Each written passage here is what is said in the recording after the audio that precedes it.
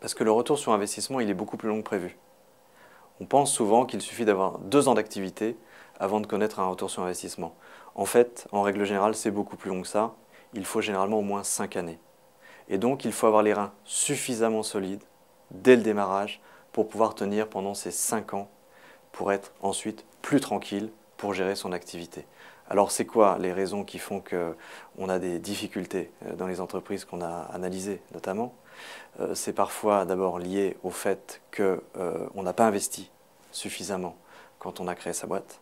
La deuxième raison, c'est que le chef d'entreprise n'a pas la formation idéale pour pouvoir gérer cette entreprise. La troisième raison, c'est qu'on n'est pas forcément du secteur d'activité et ça peut poser un problème. Et le dernier aspect, c'est plutôt lié au statut juridique de l'entreprise. On voit que les entreprises qui se créent en société sont des entreprises qui sont plus pérennes, généralement, qu'en entreprise individuelle. Il y a plein d'organismes aujourd'hui qui existent et qui sont là pour aider les porteurs de projets qui se lancent. Et ça, c'est formidable parce qu'on a absolument besoin de cette expertise, de ces compétences pour aider ces entrepreneurs à se lancer. La difficulté qu'on va rencontrer souvent un petit peu plus tard, c'est au bout de 2-3 années, c'est la solitude du chef d'entreprise qui a passé ce cap de création et qui se demande un peu comment il va s'en sortir.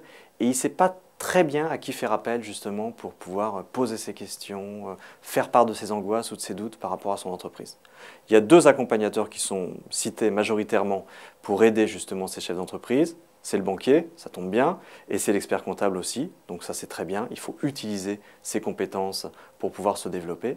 Et on voit que la difficulté des gens qui se développent au bout de 2-3 ans est tellement important que tous les organismes aujourd'hui, qui s'appellent France Active, qui s'appellent Initiative France, qui s'appellent BGE, qui s'appellent BPI, sont là pour réfléchir à l'accompagnement aussi qu'ils peuvent apporter, non pas seulement à la création, mais aussi pour les entreprises qui sont en développement.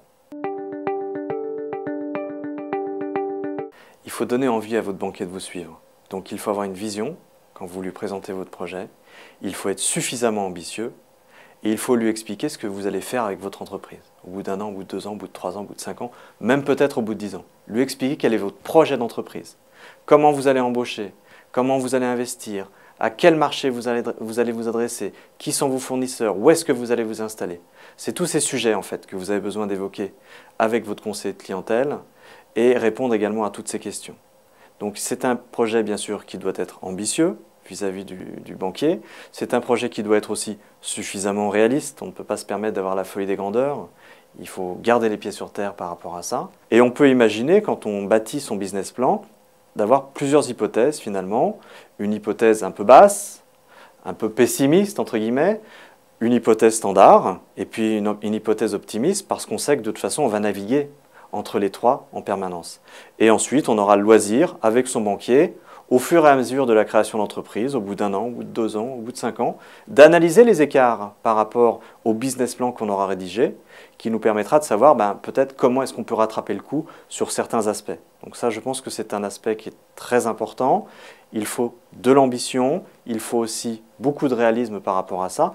C'est vrai que la création, c'est quelque chose de passionnant, de formidable, mais c'est aussi une course de fond.